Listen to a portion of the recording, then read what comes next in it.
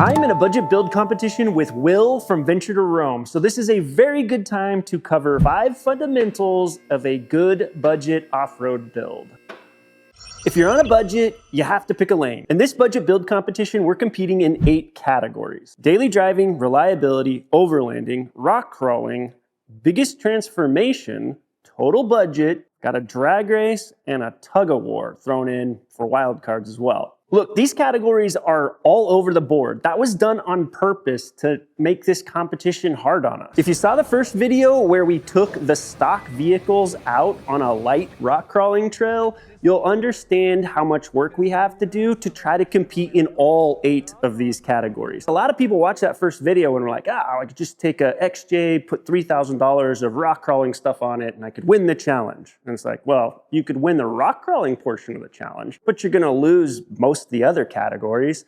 So this is a balanced budget build. We're trying to make a build that's actually relatable to normal people that want to have a car that can off-road, but also need to be able to drive it sometimes. It is almost impossible to build a vehicle that would be great at hard rock crawling, but is also a wonderful daily driver and also a vehicle that you'd want to drive on a camping trip all the way across America. So you have to pick a lane. I chose to start with a 24-year-old Land Cruiser that cost $10,000. Will went a completely different direction, and he started with an XJ that cost $3,000. If you look at the categories again, you're gonna start to see where my strategy has some clear strengths, but also has a couple glaring weaknesses. Okay, a few categories I should probably be able to win. Daily driving. As long as I don't ruin this vehicle with the upgrades and mods that I do, it should be great at daily driving. Reliability. It's a Land Cruiser. By nature, a Land Cruiser that hasn't been owned by very many owners generally has been maintained pretty well. So it should be a fairly reliable vehicle. Overlanding. It has more room than an XJ. It's a lot more comfortable vehicle than an XJ. We should have a good chance at taking that category. Budget. I have a little bit of a trick for this one. I know that we spent $10,000 on our base vehicle, and Will's only spending $3,000. But our build plan is so much more simple. It's literally a build that almost any average American could do in their own garage over a course of a couple weekends. Whereas Will has to do a whole bunch of stuff to his vehicle. And it's beyond what the average person could just do in their home garage. So he's going to have to hire a professional shop to do a bunch of work for him. And that labor costs a lot in comparison to just the price of the parts that you're putting on the vehicle. So even though he has a $7,000 head start on us, I'm very curious to see if we don't come up the cheaper vehicle in the end, because we're gonna have next to no labor costs at all. Biggest transformation? Well, by nature, we're going with a very simple build, something that most people can do. So I don't think we're gonna win the category of the biggest transformation of our vehicle. We're trying to hold on to a lot of the reliability that's already built into the platform. So for us to win this category, I feel like will be a bit of a struggle. Rock crawling is, of course, the other category that's gonna be a stretch for us, because a Land Cruiser is a very large vehicle. It is very wide. So when you get into these skinny trails that are rock crawling trails, already you've seen some of my past videos where we take the orange Land Cruiser that is built for rock crawling out, and we've competed against Zeph's XJ, and it's been a struggle. But the truth is, the Land Cruiser is a very capable platform. It has built-in traction control. We saw that on the original first video where the traction control came in, and even though the Jeep had better tires and far more clearance than the Land Cruiser was straight up beating it on all the competitions.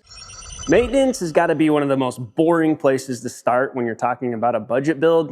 Everybody wants to talk about tires, they want to talk about suspension, new wheels, all kinds of cool stuff. But maintenance is really key. If you're doing a budget build, chances are you're starting with an older vehicle, and you need to understand the history of that vehicle. For example, with Will's vehicle, he covered in his build, if you haven't watched his video yet, go watch it, it's out right now. He covered some of the issues that series of XJ have with blown head gaskets and all kinds of other little parts. So a lot of that was covered, and they unearthed a whole bunch of maintenance items in the process of doing other upgrades on the vehicle. Well, same thing happens on a Land Cruiser that's 24 years old. The hope with the Land Cruiser is, since it was a much more expensive car when it was bought, probably about 3 times the cost of an XJ, you're hoping that possibly whoever bought that car did a good job of maintaining it.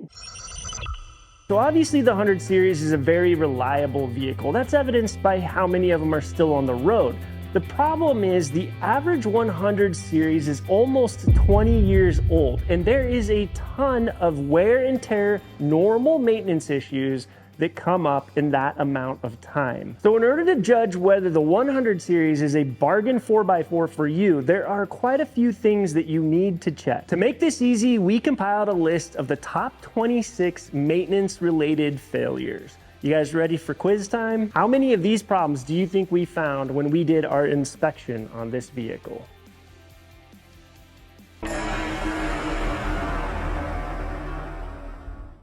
How many of these do you think we found in the service records that came with the vehicle?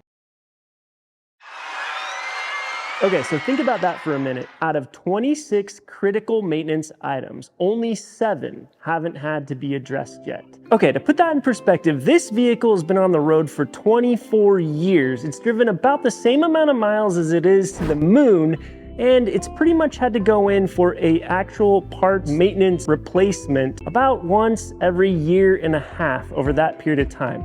Obviously, we're not counting oil changes and oil filters and air filters. All in all, this is a very reliable vehicle. The problem is, are you gonna get one that's been taken care of like this, that's gonna have a lot of green check marks on that list, or are you gonna get one that has a massive list of things that need to be done? And you need to calculate how much it's gonna cost to do all those things. I, of course, do all these things myself here in the shop. So for me, I've got to replace the CV axles, I got to chase down a power steering leak that looks like it's just a weeping hose, and then I've got to replace the ball joints on the top upper control arms. That's actually not that big of a deal, and believe it or not, even the parts for all of that, if you're doing the labor yourself, it's not that bad. However, if you're getting into here and you're having to replace some of the more expensive parts like the steering rack, or you're having to replace the brake actuator or booster, you're gonna be spending a lot of money, and especially if you're paying someone else to do it. So you have to do a good job shopping, you have to do your due diligence, take this list with you and make sure you know what you're getting into. But if you get into a good one of these vehicles that's sitting around 200,000 miles and the service is done properly, you've got a vehicle that very likely is gonna last you another 100,000 miles. Yeah, well, we might wanna clean that out anyway. Holy cow. What in the world is that? That's cottonwood. It's chicken run from school. Is it cottonwood? It's cottonwood. Well, I think you had a visitor in here too. You know, what was in there? Yeah, we definitely had a visitor. Well, let's clean that out. Definitely. So this car sat. So I think here's we got a mouse nest, and we got some really good acorns. Pine nuts? Nope, acorns. Yeah. Check everything when you buy a car. I always say that tires are the second most important mod that you can make to a vehicle. Number one, of course, is the driver mod, actually practicing in your vehicle and getting to know what it's capable of and how to drive it. For number two, tires is huge. Now there's this really annoying thing with tires though, is more often than not, what you really want to do is fit the largest size tire on a vehicle that you can without having to heavily modify it and chop it all to bits and pieces. Well, in order to do that, you almost always have to change your wheels, because when you go to a bigger tire, you generally have to change the offset of your wheel to be able to absorb the bigger tire and not have it run into things, either on the inside of the wheel or on the outside of the wheel. So that was definitely the case with the Land Cruiser. For example, the Land Cruisers generally were coming with, I think it is a plus 55 to 60 millimeter offset. That is a huge offset. That's offsetting your wheel into your wheel well, not out. Negative offsets push your wheel out. Positive offsets suck it in. So at plus 60 millimeters, when I try to go to a larger tire, it's gonna rub on everything on the inside. I would have loved to just go snap up some cheap wheels off of Facebook Marketplace, but it turns out the wheels for a Land Cruiser are a very odd size that you can almost never find. So we did end up having to buy brand new wheels. We ended up going with some Method wheels because they make that very weird size. The largest tire that you can fit on a Land Cruiser without heavy duty modification and cutting of the wheel wells is basically a 33-inch wheel. But it's going to be one of the metric sizes. So it's a 285/70/17. If we want to fit 35s on a Land Cruiser, we quite literally would have to either cut out the whole entire wheel well and do hours, like hours upon hours of body work, or you have to do a body lift on it, which is a pretty major modification. A lot of people talk about body lifts, and they're very popular on like old Toyota pickups. And it's because you don't have a lot of electrical. But when you start lifting the body on like a Land Cruiser and it has all those wires and stuff, and now you're stretching your harness a little bit and now it rubs in different places, you can cause all kinds of issues down the road. So we decided not to do a body lift, and we decided to go with 33s. You will always find somebody that's willing to push the envelope and say, oh no, a bigger tire will fit fine. But a lot of times they never test it at full articulation and turning all the way. And you find out later on that it doesn't actually fit and that it rubs. One of the coolest developments on wheels and tires was that Falken stepped up to sponsor tires for this event. Now, we still have to put the price of the tires in the build because we want this to be a 100% honest build. So on my build, since it's more for a daily driver plus off-roading, I was targeting an all-terrain tire. So I went with the Falken AT4W. Will is, targeting a little bit more aggressive of a build. So he went with their rugged terrain tire, which is much more like a mud and rock tread pattern. So to make the competition fair, Falken actually gave us both each a set of them. So when we, competed on the portion for overlanding and things like that in the challenge, we're going to use the all-terrain tire. And when we switch to the portion that is the hardcore rock crawling portion of the challenge, we're both going to switch to the rugged terrain. We thought that was pretty cool because it kind of levels the playing field where you can't just say 1-1 just simply because it was running a different tire in a different circumstance. So thank you, Falken, for making that test possible and helping us kind of level the playing field. Suspension is more often than not a trap for people that are trying to stay on a budget. The reason is almost everybody tries to go really big. And the larger you go, many times, the more things down the line that it affects. Let me give you an example. So when it comes to factory geometry of a car, this is the angles that everything was made to work well at, okay? You can move those a little bit and you can get away with it. On a lot of cars, for example, the Tundra behind me, you can usually get away with a 2.5 to 3 inch lift without destroying much of the factory geometry and having to change too many things. With a 4Runner, a lot of times it's around 2 inches is about the threshold. So every car, or every truck is different, but when people try to go too big, they start inheriting additional costs all the way down the drivetrain. So on the Land Cruiser that we have, the limit is about 2 to 2.5 inches. If you go bigger than that, you're gonna have to start replacing all kinds of stuff. So we decided to go with a 2-inch lift and not change everything else in the whole entire car because it would absolutely blow the budget. In our case, we went with a tried and true lift that's been done on a 100 series for a very long time. Hundreds, probably even thousands of these kits have been sold, so we kind of knew exactly what we were getting into. I know if this sounds boring, where you're just like, wow, these guys are playing it super safe, we are, because we're trying to modify a vehicle to where, yes, it can do some fairly aggressive off-road trails, but we want it to still be a very reliable, very predictable vehicle for daily driving and dropping the kids off at school. My vehicle that I am talking about right now was used to drop the kids off at school this morning. So what we did is we went with a lift from a company called Ironman 4x4. They're from Australia. They've been longtime manufacturers of parts and lifts for Toyotas. So they know the Toyotas really well. They actually have a video installing this lift on YouTube that goes through every single tiny little step of the installation. So even if you're a complete novice and you've never done a suspension lift of any kind, I'm telling you, you can watch this video, follow it step by step, and you can do it. We did tires and the entire lift on the 100 series in 1 weekend. That already just looks like a different car. This is crazy. My wife is really supportive of all this crazy stuff that we do. But she kind of a lot of times acts like she's not that into off-roading. But I guarantee you when she sees this tomorrow, she's gonna be stoked. This thing looks like a whole new car. It's also gonna drive a lot better, which is gonna be really nice.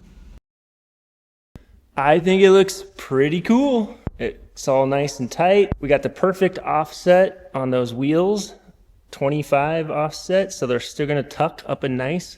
So we'll still have our full travel and articulation on the up travel, which is awesome. It's not gonna be catching out here on the outside. They're not poking out so far that they're gonna catch on here. They'll still tuck up in there like they're supposed to. Oh boy, well, it's been a long day. The foam cell shocks from Ironman are pretty cool because they were originally made for the military, and the military basically said, build a shock that never needs to be serviced. So the point of those shocks was something that just would be durable forever. So they have foam cell inside of them, and that handles the compression, so you don't have to have a high charge of gas. When you don't have a high charge of gas inside of a shock, what that means is you have a lot less likelihood of it leaking over time. So they're pretty cool shocks. It was kind of ones that I felt like I could put into the vehicle and forget about it, and they're just gonna pretty much work forever. If you saw the first video where we went off-roading, we were having a major problem with the sides of the vehicle just being too low and dragging on stuff, to where even if we put a rock slider, we were still too low and we're just gonna like run into the sides of things. So we needed to get a little extra clearance to help us sneak through some of those harder and more challenging trails. So that was kind of our strategy with suspension. Keep it simple, give us a little bit of extra clearance, and keep everything super reliable and with factory geometry. Okay, Land Cruisers are big vehicles, which means it's definitely going to hit something on a rock crawling trail. So we knew that we were going to have to solve armoring up the vehicle a little bit.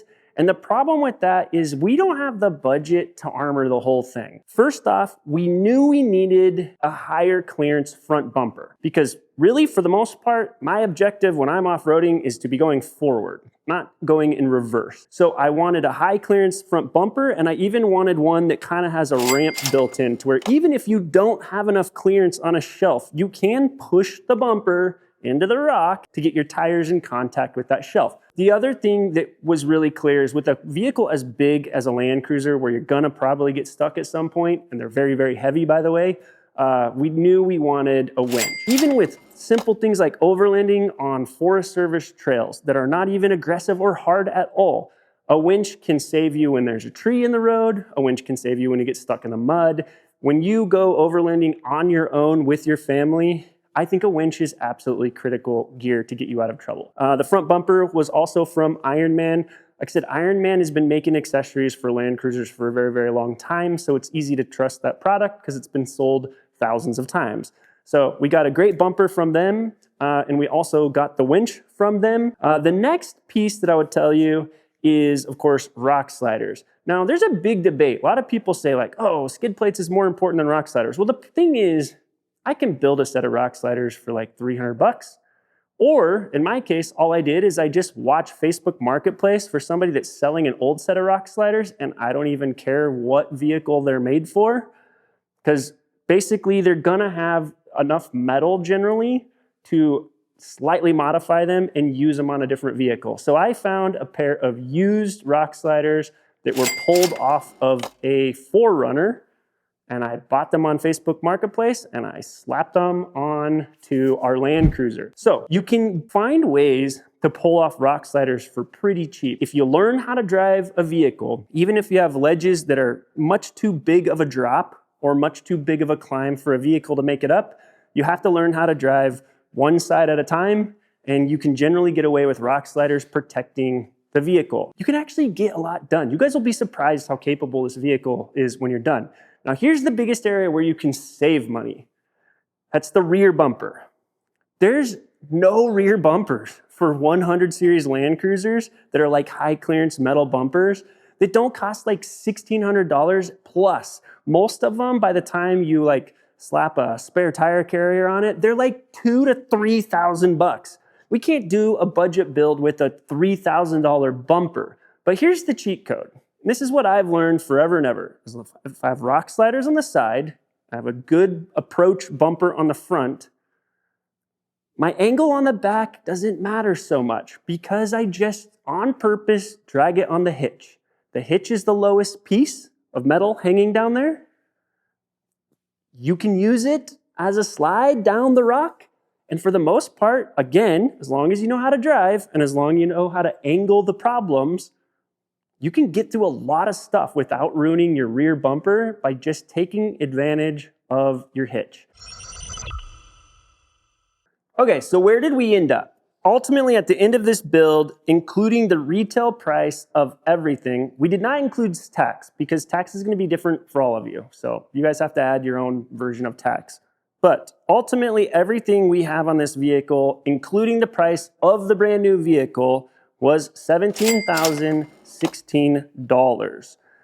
That includes the full retail price of anything that came from sponsors like Ironman, who gave us the winch, the bumper, and the lift. We still included the exact price they list on their website. No discounts, nothing. This is all stuff that is very easy for a normal person to do. Probably the only exception is instead of bolting on our rock sliders, we like to weld our rock sliders on, but you can get rock sliders that are bolt on or weld on.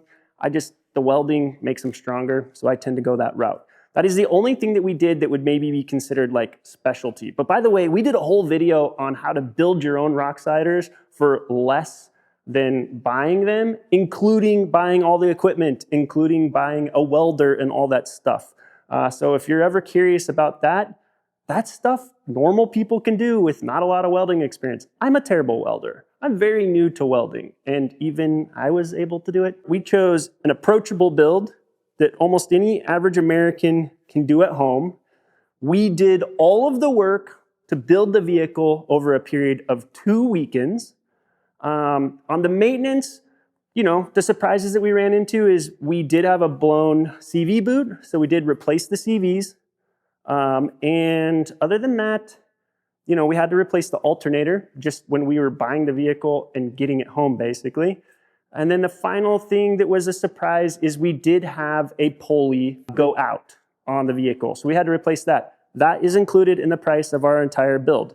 Other than that, no other real surprises on this vehicle. There was one thing we really wanted to add, and it's because I'm really competitive and I didn't want to lose any categories, and that was a locker. And at $17,016, we actually had enough money left over in the budget to buy like an ARB locker and install it ourselves. The reason I didn't do it is I felt like it was borderline dishonest because the average American is not going to be able to just buy an ARB locker and install it themselves. By that point, you're opening up the rear differential, you're doing all kinds of stuff that is highly skilled, and that makes this not a build for the average man, just the everyday person, right? So we decided to skip the locker, and we're going to count on getting to know the vehicle really well and really, really learning how to take advantage of the A-Track. That's the built-in traction control system that the Toyota has. You saw that shine in the first video where the A-Track kicked in and got us through stuff. Even with way worse tires than Will's Jeep, we were able to get through stuff because we had better traction. I hope you guys can respect that. A lot of people, I think we'll get a lot of flack of all you needed to do was stick in a locker and everything would have been great.